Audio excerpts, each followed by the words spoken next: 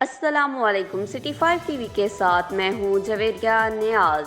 सबसे पहले headline.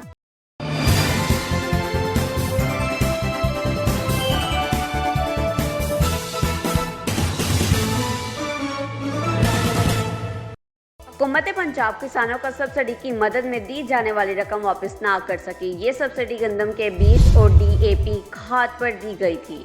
Subsidy की रकम ना मिलने पर किसानों में तशवीश। मज़ीद जानते हैं तनवीर आबिदान की इस रिपोर्ट में। जी, हुकूमत पंजाब ने किसानों के साथ किया वादा हवा में उड़ा दिया। कंपनियां मालामाल जबकि किसान कंगाल।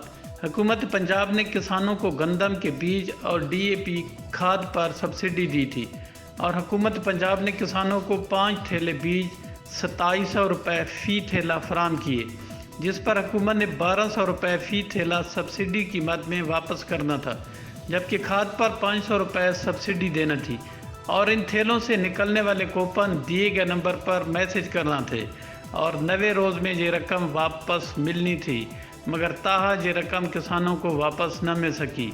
मज़ीद नवाही इलाका उत्तराग कलां के किसानों के रहनुमा निसार अब्बास ने इस बारे अपना बयान देते हुए कहा कि से बाखबर रहने के लिए हमारा पेज ज़रूर लाइक करें। जवेरिया न्याज़ को दीजिए इजाज़त। अल्लाह निगहबान।